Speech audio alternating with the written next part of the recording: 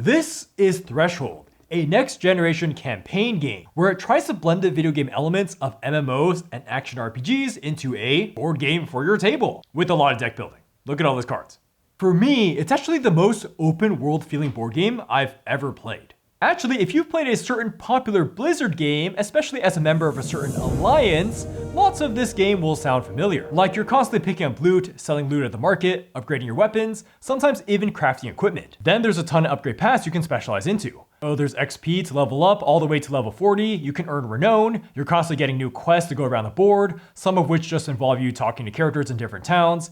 Then NPCs give you new quests, or you can use a Hearthstone to go back to your starting area. You can teleport back to your hometown called Hearthstead. Hearthstead? Yeah, wow, thanks to World of Warcraft for all those gaming memories, huh? Threshold is allegedly made by a veteran MMO narrative designer too. In board game terms, the game gives you a starting character with a deck, then drops you into your home city, and then the game just says, go forwards. You'll take turns either moving around the board or participating in hex-based fights, both of which use cards from your hand. Threshold isn't that complex, but it is a giant game, and in fact, one of the most ambitious board games I've ever played with all its MMO elements it's trying to infuse. We'll talk about that all throughout this review, and we're gonna be referencing all these video games and all these board games throughout this review. So yes, this is a sponsored review, but as always here at Shelfside, we never compromise scoring, but totally understand if you want to click off, because this is a sponsored review from Owl Studios.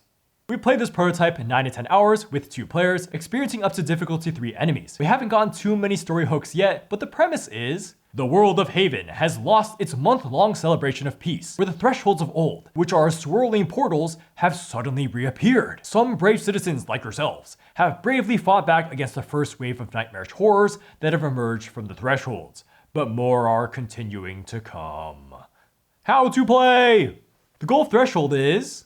Well, we're not exactly too sure how to put this in words yet because the game is in fact super open world and an MMO-ish. So I guess we would say that you're trying to save the world of Haven via quest while exploring as much as you like, then upgrading your character as much as you like. During every round, all you do is draw 5 cards from your deck. Then if you're in the overland, you can spend cards to travel to different places, like go to a different town. Then you can discard cards in a town to perform actions there. Or you can discard cards to craft if you have the sufficient resources and crafting recipe. If you're sharing space with a quest location or generic enemies on the map, you can also discard a card to engage, which begins a combat, which we'll discuss a bit soon. Then the next player will do as many actions as they want with their cards in hand. Then the round will end. All players discard all remaining cards from their hand, then draw 5 more for the next round. Then for each region that has a player, you'll roll this overland die which can move the mob monsters towards you that want to attack you, or it'll give you an adventure, which is like a random encounter that can do something immediately, or give you an ongoing mission that you can do. It's basically a side quest. Then you draw 5 more cards and start the next round. So now it's time to explain combat. So let's say you discard 1 card to enter a quest combat. You'll find the specific quest code in the booklet, then spawn enemies and your figure on the board accordingly. Then you draw back up to 5 cards, then play as many cards as you want from your hand, either playing them as their ability, which will have a cost of cards you also need to discard.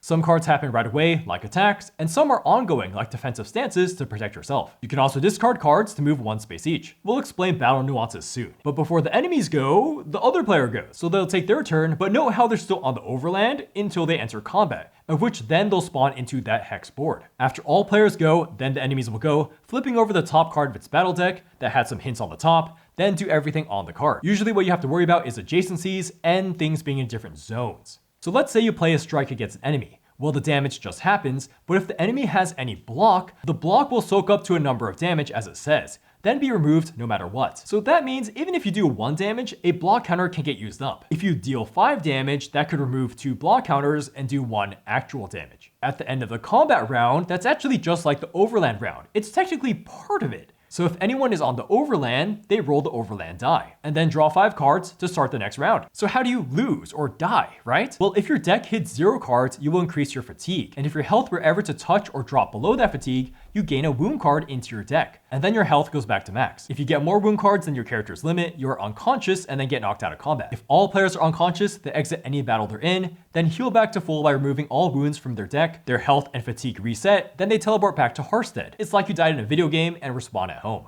So yeah, that's the how to play for now. Much more to explain in pros. The Threshold prototype looks quite nice and has some cool functional things, like this tray to help organize some of the cards and dice and tokens. Then everyone will get this player tray to organize cards on the top. Apparently these can help you set up and take down the game easily, but we haven't really tested that. The character art for the two characters is compelling, that the monsters we encountered have cool visuals. Then the cards are pretty much all self-explanatory in what they do with visuals. You'll actually be looking at the battlefield and overland most of the time, and both look good. Oh, really good idea to have the health for monsters go around the player board. It is surprisingly way easier to manage than dumping damage tokens or fiddling with health dials during combat. So now onto the gameplay pros, and the first is the mechanical tension of the game, which is the deck system.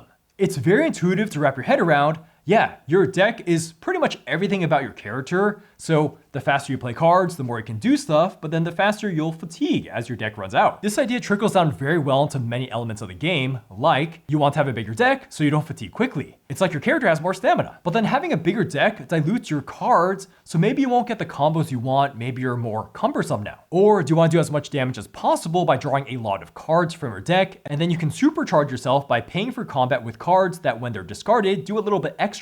So if you kill things fast, that would prevent damage, but then you would fatigue faster. Maybe you want to play defensively and prep by letting your ongoing cards stay on the board. That can go back into your hand at the start of the next turn. So then you'll have a bigger than 5-card hand. And shout out to the super feels good card in the system, Endurance, that when you use it to pay for movement, it shuffles back into the deck. And if it's left over in your hand after your turn, well, just shuffle it back into your deck. Like we were theory crafting that at some point, what if you had 3 of these in your deck, and then you could just keep recycling them over and over again? Haha, so efficient. The deck system also works in interesting ways when you get penalized, because the dreaded status effects that go into your deck weirdly make you endure longer. So sometimes you want to get the Stupor status effect that only has a small negative consequence because it'll increase your deck size. Now, I'm not sure if this was an intentional design, but it certainly is a neat decision in deciding maybe I should take that status effect. Though, of course, this doesn't always work for most negative statuses like poisoned or burning that keep dealing damage to you, or dazed that will discard your delayed cards and can't be used to pay for anything itself. And then this also makes the dreaded wounds feel more impactful, as a random one will enter your deck to screw with your probabilities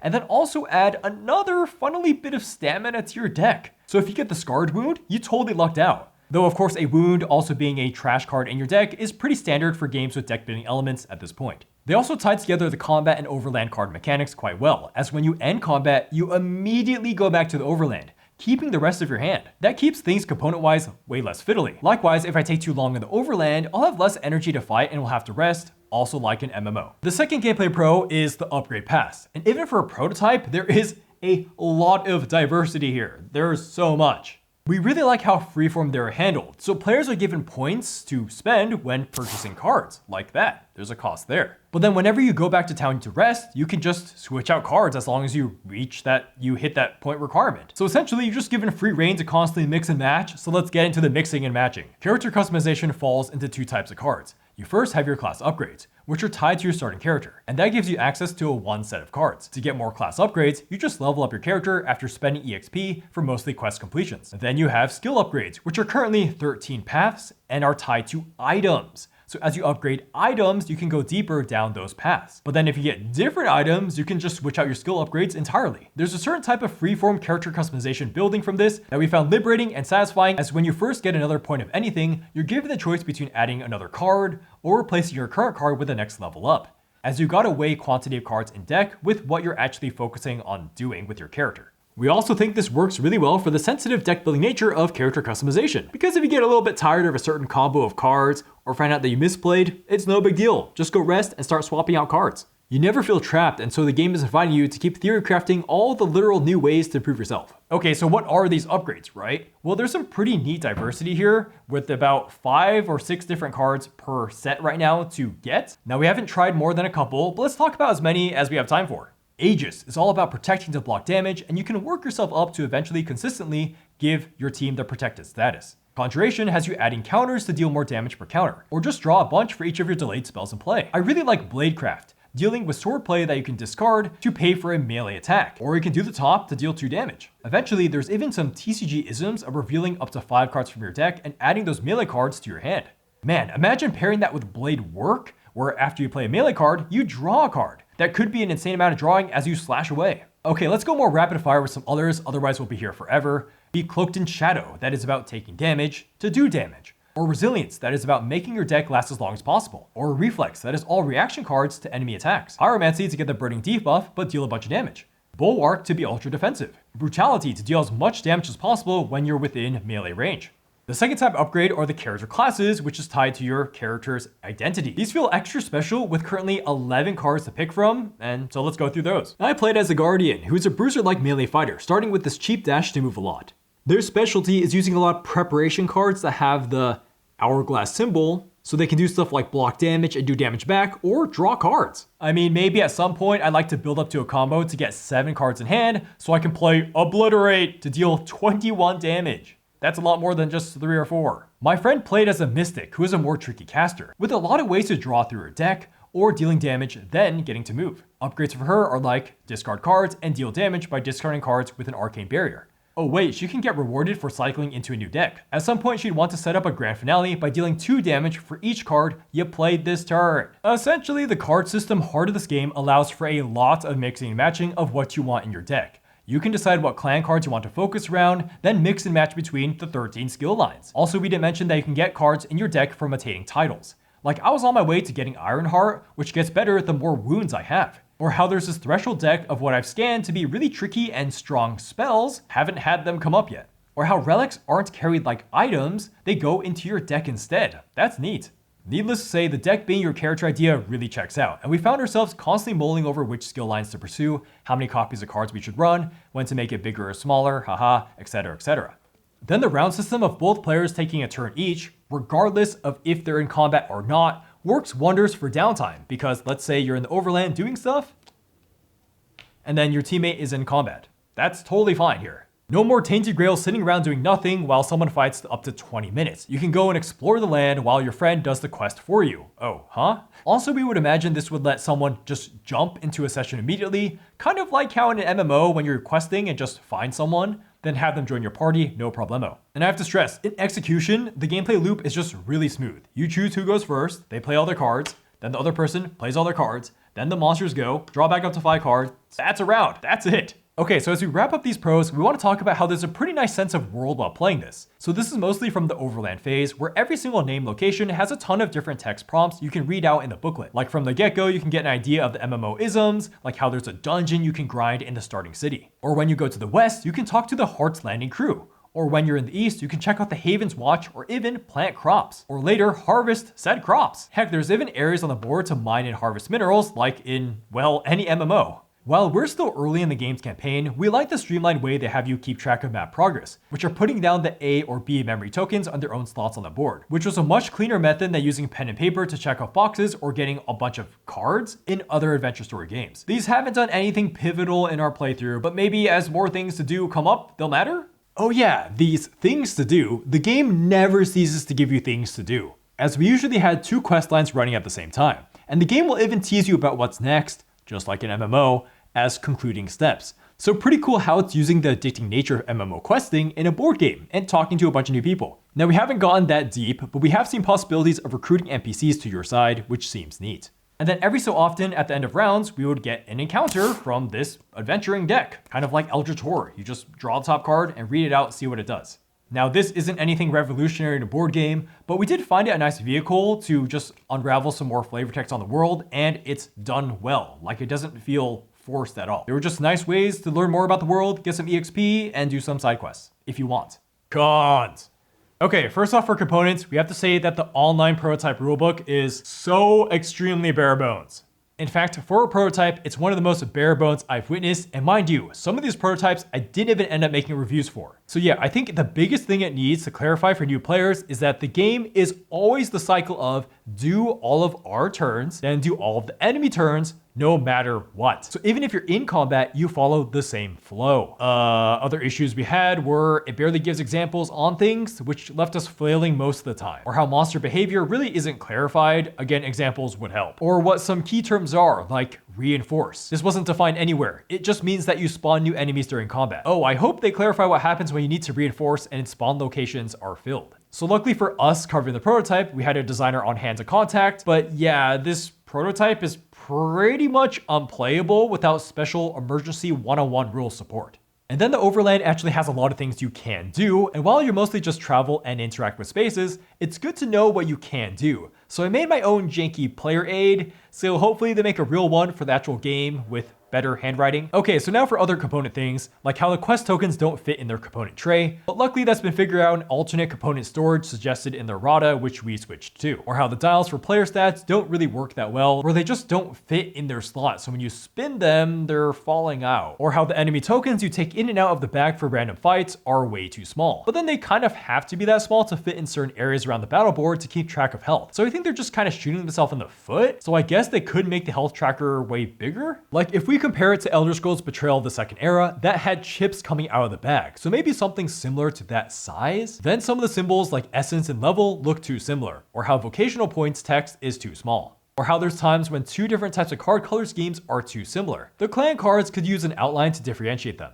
But whatever, a lot of these are just pretty minor prototype things, so the component con I want to focus on for right now is that for a game of this complexity, which is that it's not that complex, it is a huge table hog. That's because of all these upgrade decks and all the stats and wounds, which actually you're supposed to split out onto the table as it says in the rulebook. It'll look like this when playing. You gotta have all these piles set up. But really this game should take the Dominion route of having a nice vertical cubby for each. That would also make setup way faster. Okay, so now for gameplay cons, and I'm gonna split this up into two sections. We have our overland gameplay cons and then the combat gameplay cons. The first overland gameplay con is how checks are done. So sometimes in the overland, the game will tell you to make a check via a card like that. You have a target number range and then some keywords. Then you reveal a card from your deck and then add its bottom right corner number into that check. If you happen to match a keyword, you can usually +1 or -1 that value, which matters because you don't want to bust. If you're below the number, you can reveal another card to add that to the check again. And you keep doing this until you stop, succeed, or fail. The big problem here is that all the cards you're using for the check get discarded. So sometimes you reveal 3 cards. 3 cards is more than half an entire turn's worth of cards. So if you're going around and doing checks frequently, you'll fatigue quickly, which feels bad. Perhaps the game could have let you shuffle more cards back in if you fail, but we just haven't encountered enough checks for us to really think of a solution.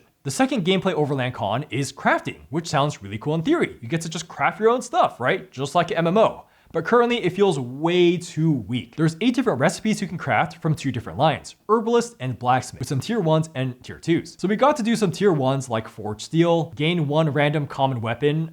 It costs 2 minerals to do that? Whoa, okay. 2 minerals is valuable stuff. In fact, that's a usual way to get uncommon items. So surely you shouldn't throw that away for something worse? Remove impurities seems maybe situationally good to cleanse your entire deck of burdens. The problem is that you're spending 2 minerals and 3 cards during overland to do that, which is the majority of a turn. The herbalist line is definitely a bit more reasonable with healing and gaining restored, which is good if you want to do back-to-back combats, but still feels way too steep of using the supply resource, which is the same level as a mineral. The last gameplay con for Overland is the rest action in Harstead. Harstead is the main starting area. This is super wonky in a board game. So to review, resting is equivalent to going to a Poke Center where you heal everything. Except in Threshold, you don't heal wounds, rather you pay money to remove them. But it's even better than a Poke Center because then you get to activate any number of landmark actions in Harstead for free. Oh, by the way, the rest action doesn't require any cards to do, it's just that your whole party has to be there. So just rest to do any single town action in Threshold and never actually pay the printed cost to do it. Plus, when it entirely resets your deck, you get a new hand of 5 cards. So basically, anytime you're near Harstead, you can just rest to reset your hand and continue with your turn. By the way, you can discard your entire hand to teleport back home. That is Harstead. Then you can rest. So then you have a full hand again. Perhaps there's some infinite way to spam this?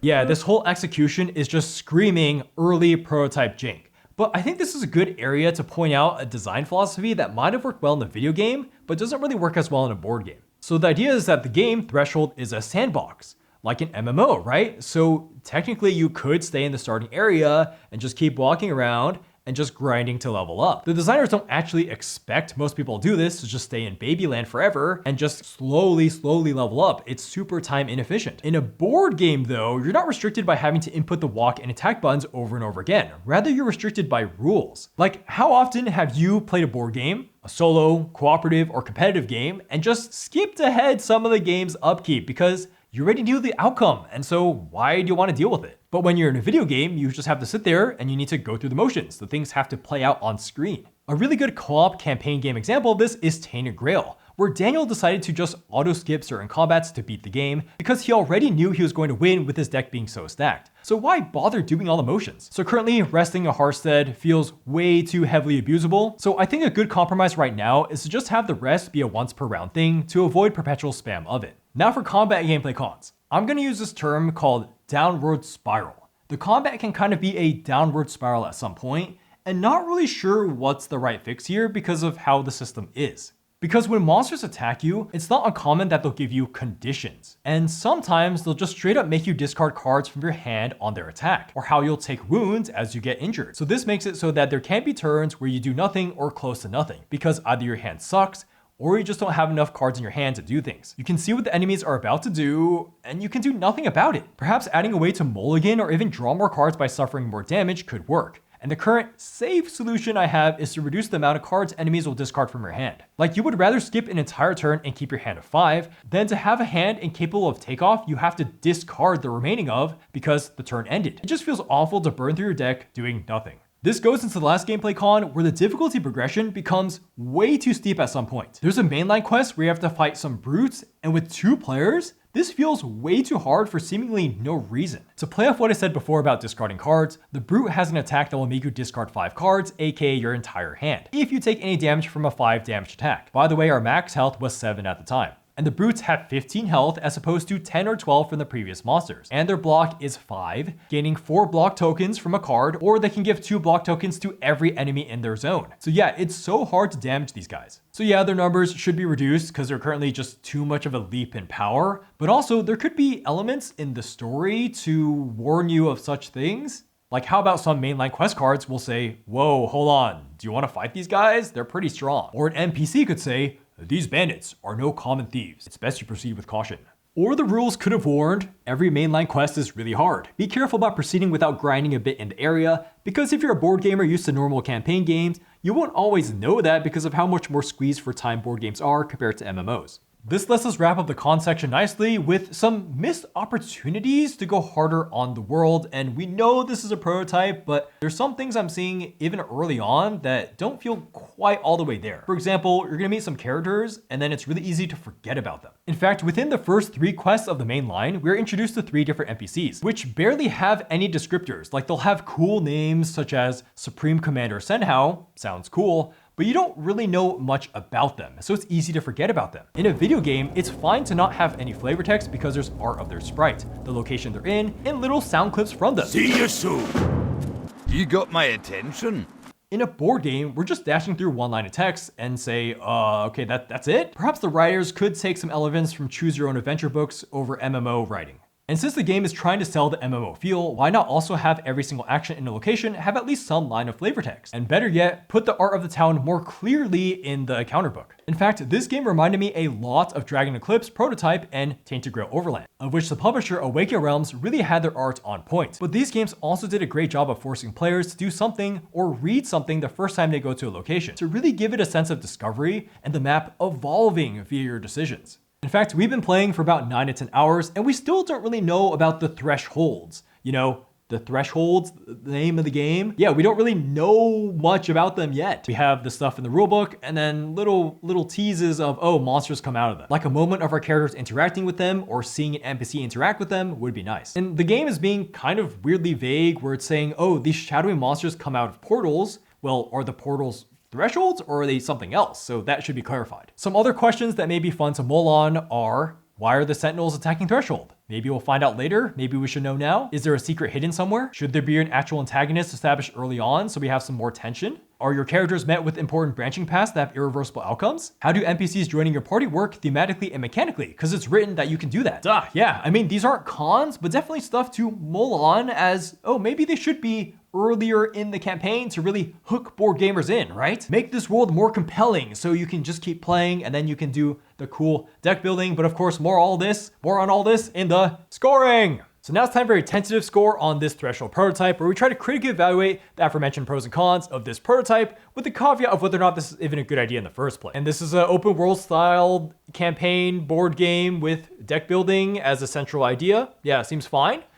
But this is going to get a tentative score of a, I don't know. It's going to be a NA question mark. I don't know how to give it a score. This is so early stage. This box feels like a third or fourth playable prototype. It's almost like a friend went up to me and said, hey, you should check out this board game I'm designing. Because we had to constantly ask the developer about what the rules are. Still, I would normally assign a score because we're here for the review, right? To get a score, and I will have a personal score, but I just couldn't land a number on anything. This game is so insanely ambitious, so who will really know what the actual product will look like? So while the heart of the game, the card system where you play cards from hand and it's your deck, and then you can upgrade a bunch of cards over there, yeah, that works. It's enough to review. But the thing that makes this game sparkle thematically, that is the overland, still needs a lot more work. Like, if there's gonna be more crafting, it's gotta be more than 2 types of it, right? If you're leveling up to level 40 with, I kid you not, level 40 requiring 999 XP, they're expecting you to play this game for a long time. Heck, we didn't even get to use the secret mechanics in this encounter book yet, so who knows what else this game has up its sleeve. And if they're going this route to be like an MMO with so many different locations, monsters, and flavor text, well, it's really got to hone in on that magic and make the players care. Give more flavor text. After all, if a design choice is, hey, we're actually letting you just rest as you deem fit, as there's not really a clock on the overland, so then the world should be compelling enough for you to just romp around. So let there be tons of points of interest and secrets in every area. But wait, you say, how the heck could this board game be an MMO, right? Sure, we understand how the game can be multiplayer, you're playing it around a table, but how could it be massively, or how could it be online? Okay, so this is where it gets really interesting. There's a GameFound update. They state they want optional raids, PvP, and guilds. So let's go through all of these. So raids are supposed to happen when you complete the campaign and reach level 40. And there will be more content within the current dungeon design, just with multiple encounters, ending in a boss fight. You'll play your instance with 6 to 12 people online via TTS or locally. PvP will be a ranked system for 1v1 or 2v2, and maybe have tournaments eventually, though the game will not be balanced around this mode. The guilds will be up to 30 members to exist in the Threshold Discord community as just a way to hang out. They could really exist for any reason whatsoever. And, well, all these 3 things, they sound pretty neat. And it's cool to see a publisher pushing for a strong community instead of communities just popping up through BGG or Reddit. Now, the PvP and guilds could work if people are into the game. Could work. My bigger concern is more on the raids, which if they're between 6 to 12 people and will take multiple hours, well, that's gonna need a lot of developer support to set up and get going. Because Threshold is suffering the catch-22 of every single new MMO. How can it actually promise all these great multiplayer features that only work when other people are using them, if the game hasn't even come close to hitting popularity yet? And in Threshold's board game case, can they rely on a decent amount of players who are into the game to also be actively participating in a community where they don't actually see people running around the world or any pop-ups or even messages? Rather, the Threshold players will have to go to a Discord to make that connection. Maybe people do have the time, because people do have the time to play multiple MMOs at the same time. I know some. But if I was the Threshold designers, I wouldn't focus so much on endgame. Rather, they should focus on making the first hours feel impeccable. Make it impeccably interesting to stand out in the saturated board game landscape. And I know we kept referring to World of Warcraft Classic throughout this review, but actually the closest comparison of a game to this is Elder Scrolls. That is Elder Scrolls Betrayal of the Second Era. This game also has frequently doing overland, then quick combat. Threshold uses cards instead of dice, which gets around the problem of going big smash at the beginning of each combat to blow your load, but then the randomness of how you draw cards isn't for everyone. And that also made me bring up the question, well, will Threshold also have the problem of being super wide with classes, but not very deep?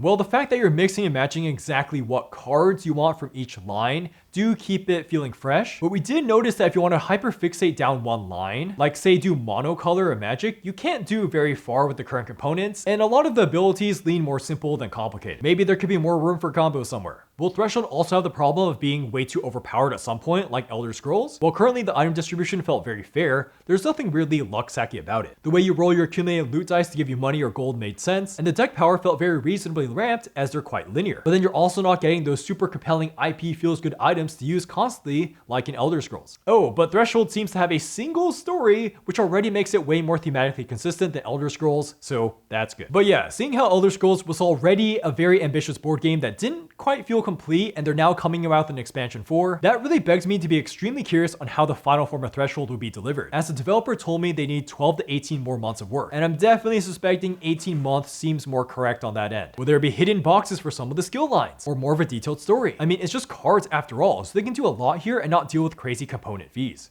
After all, for us, doing Obliterate and do 21 damage seemed like a lot, but if you're going up to 999 EXP in this game, would they need to start having updated version of cards like level 2s or level 3s so they can start scaling card strength with monster strength? So yeah, I would have to say that Threshold is betting their next 1.5 years development on people wanting that MMO experience just away from screens and now mostly centered around a deck and just doing a lot of manipulation around that. There will be this new type of board gaming plus MMO hybrid-ish. Maybe people want this, maybe they don't. I don't know. Like, comment below, like actually what you think, because I'm curious what the real desire for this is among MMO fans or even hardcore campaign board gamers. The last point that my fellow party member noticed is that these mechanics could actually be a roguelite video game due to how the rest system is like. Like here's how. Harstead is your home base that is randomly spawned on a map, and then you get a set number of quests. Say 4. Then the 5th quest is to eventually defeat a boss. This way you could really play around with what skill lines work best, and it's a new challenge every time you play, but due to component reasons, this would probably work best on a screen.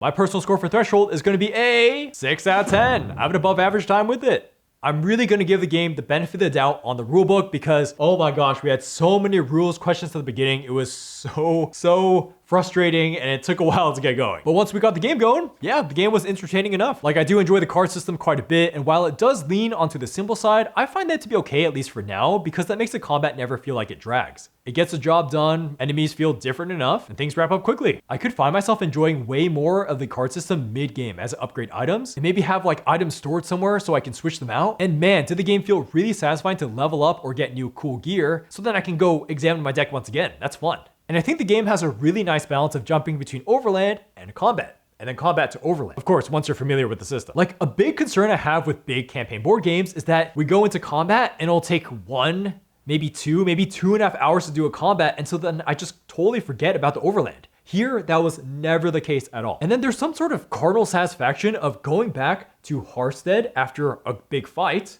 You go back to Harstead, you all teleport there or walk there, and then you're able to sell some of the items for money, just like in World of Warcraft, and then you get to roll these loot dice, see what you get. I don't know, there's some carnal satisfaction about just getting this payday, just getting cool stuff for your hard work. It definitely does feel like a video game in that sense. Though for a campaign big box board game, yes, this game does get docked major points for really not hooking me thematically from the get-go. It was such a slow start. Like I contrast that with Tainted Grail, where I was immediately hooked by the unraveling of the map and interesting characters. It really did a better job of infusing within me a sense of wonder. In Threshold, the enemies thematically are fine. The characters really feel more like a vehicle to just give you certain class points too, so I can't really associate with these things too deeply. Like the characters don't have backstories right now, but that's also because in an MMO, your character wouldn't have a backstory, or they would have a species or class backstory or description, so yeah, that would be appreciated here. There was no pivotal whoa moment as I was playing this game. I was not thrust upon some command of something like ISS Vanguard.